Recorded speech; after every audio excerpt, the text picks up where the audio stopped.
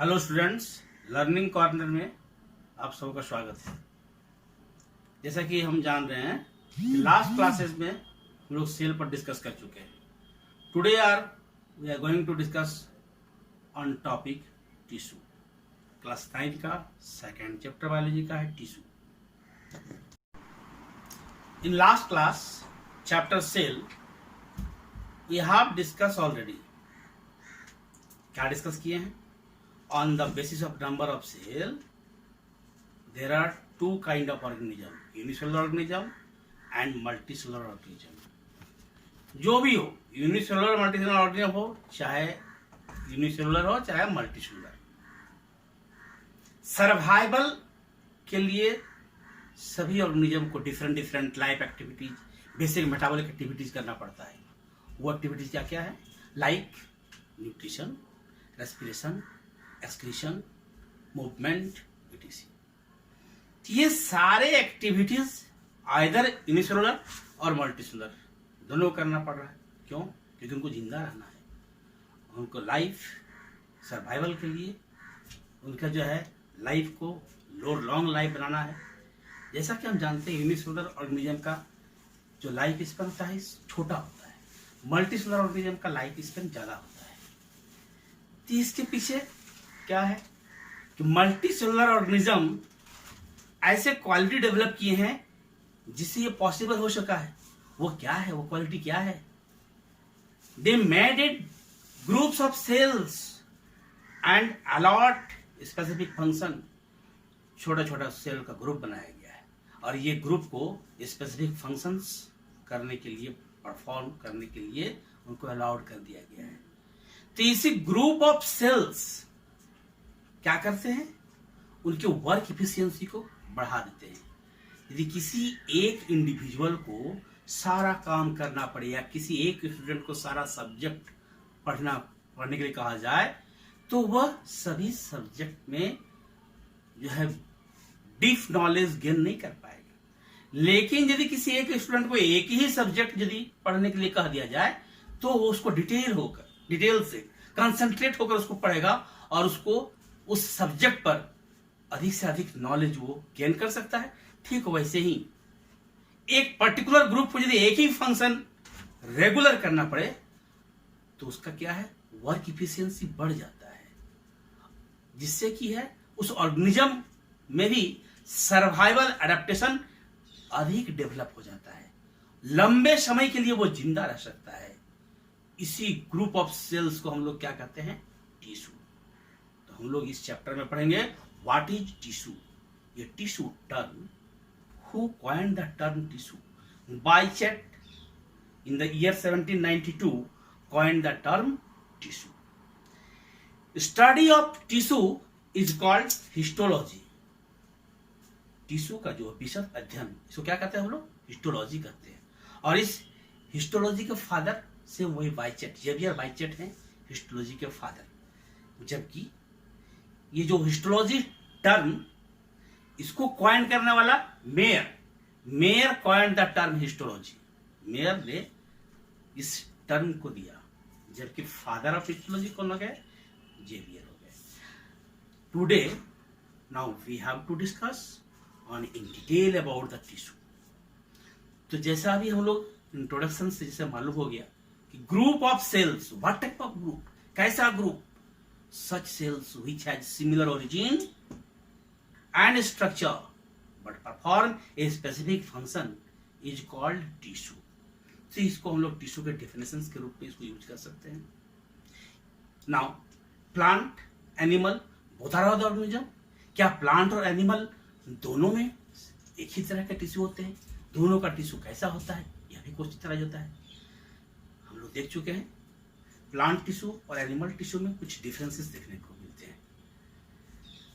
जैसे plant tissue क्या है? उसमें अधिक से अधिक प्लांट टिश्यू यानी सेल जो है प्लांट का, लिविंग पार्ट कम संख्या में है। एनिमल सेल में क्या है? लिविंग पार्ट ज्यादा संख्या में है। एनिमल का क्या है कि लाइफ स्पेन वो जो है एक लिमिटेड पीरियड तक है, उसका ग्रोथ एक लिमिटेड है। प्लांट का ग्रोथ क्या है कि अनलिमिटेड है। इस तरह से ग्रोथ भी क्या है, दोनों में डिफरेंस है, ग्रोथ पैटर्न दोनों का डिफरेंस है। क्यों? क्योंकि उनसे जो सेल का स्ट्रक्चर है दोनों डिफरेंट है। तो सेल का स्ट्रक्चर डिफरेंट होने के कारण उनका जो काम करने की जो सिस्टम है, न्यूट्रिशन ऑब्टेन करने का जो सिस्टम है, ये सारे सिस्टम्स को देखते हुए इसमें डिफरेंट डिफरेंट सेल्स भी हैं। जब डिफरेंट सेल्स हैं तो टिश्यू भी क्या होगा, डिफरेंट होगा। Thus there is different type of tissues in plant and animal. We can say the difference between plant tissue and animal tissue in this way. Plant tissue, they are the simpler, whereas animal tissue are more complex. Today we have to discuss mainly on plant tissues. हम लोग अभी plant tissue पर ज्यादा emphasis देंगे, फिर next class में हम लोग एनिमल टिश्यू के बारे में डिस्कस करेंगे। अब है प्लांट टिश्यू। ये मेनली कितनी तरह के होते हैं? Broadly plant tissues are divided into two groups. One is the meristematic tissue and another is the permanent tissue. Meristematic tissue such tissue, वैसे टिश्यू जिसमें रेगुलर सेल डिवीजन करने की कैपेसिटी हो, उसमें प्रोटोप्लाज्म अबंडेंट अमाउंट में हो। जबकि permanent tissues, these tissues derived from meristematic tissue, they have a definite shape, they have definite size, और उसका फंक्शंस भी क्या है, डेफिनेट हो जाता है। मेरिस्टेमेटिक टिश्यूज वो एक फॉर्म से दूसरे फॉर्म में मॉडिफाइड हो सकते हैं, लेकिन परमानेंट टिश्यू एक बार जिस शेप को अटेन कर लिए वो उसी फॉर्म में लाइफ लॉन्ग वो रहते हैं। फर्स्ट ऑफ ऑल हम लोग अभी चर्चा करेंगे मेरिस्टेमेटिक टिश्यू। तो मेरिस्टेमेटिक टिश्यू क्या है, क्या बताया अभी हम, कि वैसे टिश्यू इसमें सेल डिवीजन की कैपेसिटी अधिक होता है। और ये सेल डिवीजन कैपेसिटी के साथ साथ क्यों ऐसा क्यों है, क्योंकि उसमें लिविंग सब्सटेंसेस यानी प्रोटोप्लाज्म अधिक अमाउंट में है। Protoplasm present in abundant amount, और साथ साथ क्या है कि इनका जो मेरिस्टेमेटिक टिश्यू की जो सेल्स हैं, इनका सेल वॉल थीन होता है। दो सेल के बीच में इंटरसेलुलर स्पेसेस कम होते हैं। तो ये सारे जो अभी बता रहे हैं इसको हम लोग डिस्कस कर सकते हैं as a characteristics of meristematic tissue. अब है ये मेरिस्टेमेटिक टिश्यू प्लांट में होता कहां पर है? On the basis of location there are mainly 3 kind of plant tissue. Number 1, apical meristematic tissue. Number 2, lateral meristematic tissue. And number 3, intercalary meristematic tissue. Apical, ये नाम से स्पष्ट है, जो सबसे टिप पर हो, इन स्टेम के टिप पर, रूट के टिप पर प्रेजेंट हो, इसको हम लोग कहेंगे apical meristematic tissue. Apical meristematic tissue, they are responsible to increase their length. तो इस तरह से इनका साइज के आधार पर इनका नाम हो गया apical meristematic tissue। और इनका मेन फंक्शन है इनके साइज को, लेंथ को, आइदर स्टेम, शूट और रूट, इनके लेंथ को बढ़ाना। सेकंड आते हैं हम लोग, ये जो है एपिकल मेरिस्टेमेटिक टिश्यू जो है, ये क्या करते हैं, ये ग्रोथ के लिए रिस्पॉन्सिबल है। What type of growth? That is called primary growth. Next, lateral meristematic tissue. Lateral meristematic tissue plant के बार्क में या उसका लैटरली ऊपर से नीचे तक होता है। ये लैटरल मेरिस्टेमेटिक टिश्यू कैम्बियम में फॉर्म में होते हैं। कैम्बियम एक रिंग है स्टेम के पेरिफेरल एरियाज में, कैम्बियम के इनर पार्ट में और आउटर पार्ट में, दोनों में ही ये सेल्स डिवाइड करके नंबर ऑफ सेल्स को इंक्रीज करते हैं, जिसे क्या है, इसका गर्थ, थिकनेस स्टेम का ये इंक्रीज करता है। That means lateral meristematic tissue responsible to increase the girth of the stem, और इस प्रकार के ग्रोथ को सेकेंडरी ग्रोथ कहते हैं। तो secondary growth only can be seen in case of the stem of dicot plant. It is absent in monocot plant. Now third, तीसरा क्या है, intercalary meristematic tissue. Intercalary stem में हम देखते हैं, स्टेम का प्राइमरी कैरेक्टर है प्रेजेंस ऑफ नोड, जहां से लीफ ब्रांच अराइज होते हैं, that is called what, inter node. और इस नोड रीजन को हम लोग क्या करते हैं, वहां की जो सारे जो टिश्यूज प्रेजेंट है, मेरिस्टेमेटिक टिश्यू प्रेजेंट है, that is called intercalary meristematic tissue. ये इंटरकैलरी मेरिस्टेमेटिक टिश्यू क्या करते हैं, वो इंटरनोड के लेंथ को बढ़ाते हैं, और ये रिस्पॉन्सिबल क्या है, these are responsible for the development of leaf, bud, etc। तो ये जो है इंटरकैलरी मेरिस्टेमेटिक टिश्यू ट्रीज के ब्रांच को डेवलप करने के लिए हेल्पफुल है। तो in this way, on the basis of position, there are three kind of meristematic tissue, apical, lateral and intercalary. Plant tissue के मेरिस्टेमेटिक टिश्यू पर चर्चा करने के बाद अब हम लोग डिस्कस करेंगे परमानेंट टिश्यू पर। जैसे कि हम जानते हैं कि प्लांट टिश्यू मेनली दो टाइप्स की है, meristematic tissue, permanent tissue. Meristematic का आपको 3 टाइप्स बता चुके हैं।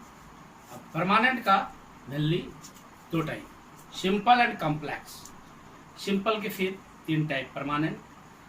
सिंपल परमानेंट में क्या है, पैरेन्काइमा, कोलेनकाइमा एंड स्क्लेरेन्काइमा, जो कि कॉम्प्लेक्स में जाइलम एंड फ्लोएम है। Now what is permanent plant tissue? Permanent plant tissue actually meristematic tissue का ही मॉडिफाइड फॉर्म है। परमानेंट प्लांट टिश्यू ये डेफिनेट शेप को ऑब्टेन कर लेते हैं by the process of cell differentiation. यहाँ एक स्पेसिफिक प्रोसेस है सेल डिफरेंशिएशन। एक specific shape that may be either cylindrical और ओवल और round in different form or spindle shape, and they occupy different space and perform specific function.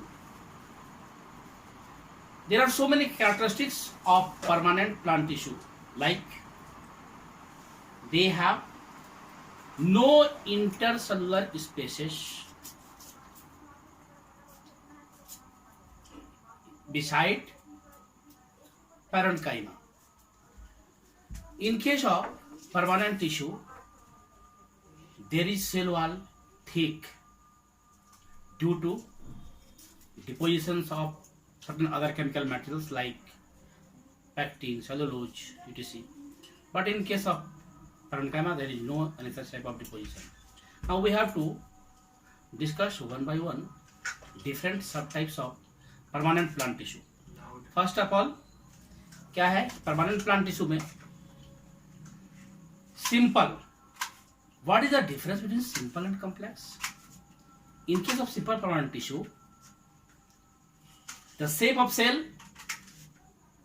may be either cylindrical, oval or round. In a certain group, all the cell of same type. If any one cell is cylindrical, all cell in the group will be cylindrical. If any single cell is in rectangular shape, all the cell will be in rectangular shape in case of simple permanent tissue. Whereas in case of permanent plant tissue में क्या हो जाएगा, उसमें एक ही group में different shape का होगा। उसी में सिलेंड्रिकल भी हो सकता है, उसी में राउंड भी हो सकता है, उसी में ओवल भी हो सकता है। इन डिफरेंट शेप के सेल्स एक ही ग्रुप में देखने को मिल सकते हैं, इसलिए इसका नाम पड़ गया कॉम्प्लेक्स परमानेंट टिश्यू। आते हैं हम लोग सिंपल परमानेंट प्लांट टिश्यू में। Simple permanent tissue, first parenchyma. ये पैरेन्काइमा, ये कोई भी जो भी सब टाइप हम लोग टिश्यू देख रहे हैं, इसमें हम लोगों को एग्जाम पॉइंट ऑफ व्यू से 3 मुख्य बात पर ध्यान देना है। First of all characteristics, second location and third function.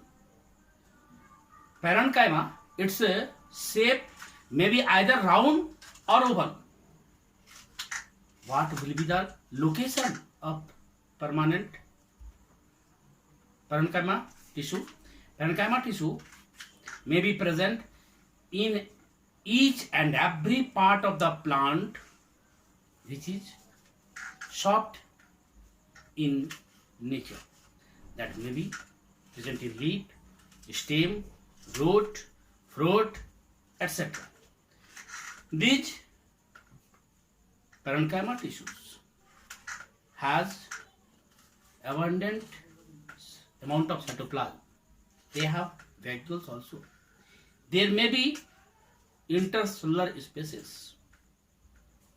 Now, what are the functions of parenchyma tissue? Parenchyma tissue is mainly known as packaging tissue. It is used as a packing materials between two tissues or organs etc. It also performs the process of photosynthesis. Now, these permanent tissues there are mainly two specific types according to their function. Such parenchyma tissue which has chlorophyll pigment, they are known as chlorenchyma, and they are mainly responsible for photosynthesis. Whereas such parenchyma plant tissue which has air chambers are known as arenchyma. Such type of parenchyma tissue are present in aquatic plants. These parenchyma tissue help them in floating in water. Now come to the next second subtype, that is cholenchyma. Cholenchyma, it is also living in nature just like as parenchyma, but there is no intercellular spaces like parenchyma. Intercellular spaces are filled up by certain specific chemicals called cellulose, and cell wall is comparatively thick. Cholenchyma permanent plant tissue are mainly present in dicot plant. It is present in leaf stalk or margins.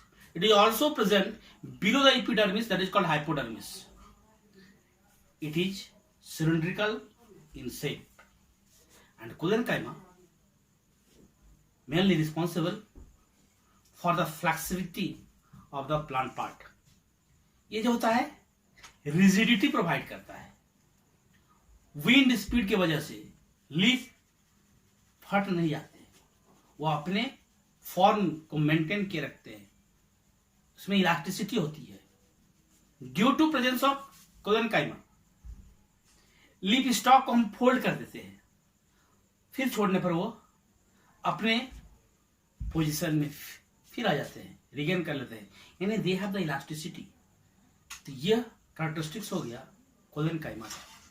Collenchyma का function, collenchyma is mainly responsible for mechanical support as well as due to presence of chloroplast, they are also responsible for food formation. Now third is sclerenchyma. Sclerenchyma tissue is completely dead plant tissue. Due to extremely thick cell wall, the cytoplasm already converts into dead form. Intercellular spaces जो होते हैं sclerenchyma का, उसमें lignin और pectin का deposition हो जाता है. स्क्लेरेंकाइमा, दो स्क्लेरेंकाइमा सेल के बीच में एक मिडिल लेमेला होता है. तो इस तरह से स्क्लेरेंकाइमा सेल्स प्लांट पार्ट के वैसे पार्ट जो हार्ड होते हैं, जहां एक्सट्रीम प्रोटेक्शन की जरूरत है, मैकेनिकल सपोर्ट की जरूरत है, वैसे पार्ट में स्क्लेरेंकाइमा टिश्यू पाए जाते हैं. लाइक कोकोनट का जो हस्क है वहां होगा, सीड कवर जो होगा सीड कवर में होगा, नट में sclerenchyma tissue. On the basis of shape, sclerenchyma tissue are two types.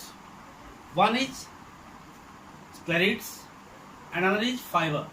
In case of fiber, as per their name, they are narrow, long, and both ends are tapered. Whereas In case of sclerid, they are also known as grit. They are just like stone particles, and these all, either fiber or sclerids, provides them mechanical supports and a protective covering. Now, besides this, we are coming to the next type, that is complex permanent tissue. In case of complex, as I have discussed earlier, that a single group having cells of different shapes. There are mainly two types, xylem and phloem. First of all, xylem. In case of xylem, there are four elements. One is tracheids, second vessels, xylem fiber and xylem parenchyma. ये चार elements में से tracheids जो है वह long narrow, इसमें छोटे छोटे पीड्स पाए जाते हैं, छोटे छोटे फीड्स हैं जो कि रूट से वाटर और मिनरल को अपवर्ड लीफ की ओर ले जाते हैं। सिमिलरली ट्रैकिड्स के साथ साथ वेसल्स भी, तो वेसल्स ब्रॉड है जबकि ट्रैकिड्स के जो इंड होते हैं वो पॉइंटेड होते हैं। वेसल्स सिलिंड्रिकल शेप में होते हैं। ट्रैकिड्स और वेसल्स दोनों को कंबाइंडली ट्रैकेरी एलिमेंट्स कहा जाता है। ये दोनों ही अपवर्ड मूवमेंट ऑफ वाटर और मिनरल के लिए रिस्पॉन्सिबल होते हैं, जबकि इनके सपोर्टिंग में जाइलम पैरेन्काइमा होते हैं जो lateral movement of water and mineral के लिए रिस्पॉन्सिबल होते हैं। और ये तीनों को कंबाइन किए, इसको बाइंड किए रहने वाला कौन है? वह जाइलम फाइबर है। तो इस तरह से जाइलम, जो मेन जाइलम है, इसमें तीन टाइप की जो है सेल्स वह डेड है, जबकि एक जो है लिविंग है, जाइलम पैरेन्काइमा। प्लांट का जिसको हम लोग वुड कहते हैं, उसका मेन पोर्शन जाइलम ही हुआ, और इसका इंपॉर्टेंट फंक्शन हो गया वाटर और मिनरल को कैरी करके लीफ तक उसको पहुंचाना है।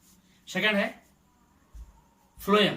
Phloem is also a complex permanent plant tissue that responsible to carry synthesize food from leaf to the root. It is also made up of 4 elements. ये 4 एलिमेंट में कौन कौन है? सीव ट्यूब, जिसमें कि दोनों एंड में एक प्लेट होता है, जो छोटे छोटे पोर होते हैं शीप की तरह, इसलिए इसका नाम पड़ गया शीप ट्यूब। शीप ट्यूब जो मैच्योर होता है उसमें न्यूक्लियस नहीं होता है, जबकि शीप ट्यूब के पैरेलल साथ में होते हैं कंपेनियन सेल्स। कंपेनियन सेल्स में न्यूक्लियस है, उसी के साथ में लैटरली फ्लोएम पैरेन्काइमा है, और फोर्थ है फ्लोएम फाइबर। यहां क्या है? इन 4 एलिमेंट में 3 एलिमेंट क्या है? लिविंग है, जबकि fourth one in phloem fibre वह डेड है। फ्लोएम फाइबर इन तीनों टाइप्स को मैकेनिकल सपोर्ट देते हैं। प्लांट का जो आउटरमोस्ट लेयर होता है, जिसमें बार्क होते हैं, सॉफ्ट पोर्शन होता है, वहां फ्लोएम का लोकेशन होता है। और फ्लोएम का फंक्शन आपको बता दी कि ये लीफ से सिंथेसाइज फूड मटेरियल, और फूड मटेरियल जो है उसको सॉल्यूशन के फॉर्म में लीफ से रूट या फिर लेटरली डिफरेंट पार्ट्स में सप्लाई करता है। तो इस तरह से हम लोग प्लांट टिश्यू के डिफरेंट पार्ट्स का डिस्कशन हम लोग कर लिए। नेक्स्ट वीडियो में हम लोग डिस्कस करेंगे एनिमल टिश्यू के बारे में। Thanks for watching this video. यह वीडियो यदि आपको अच्छा लगा तो आप लाइक अवश्य करें, और निरंतर वीडियो आपको प्राप्त होते रहे इसलिए सब्सक्राइब कर दें। साथ में ही बगल के बेल आइकन बटन को दबा दें, जिससे हमारा मन का उत्साह बना रहे।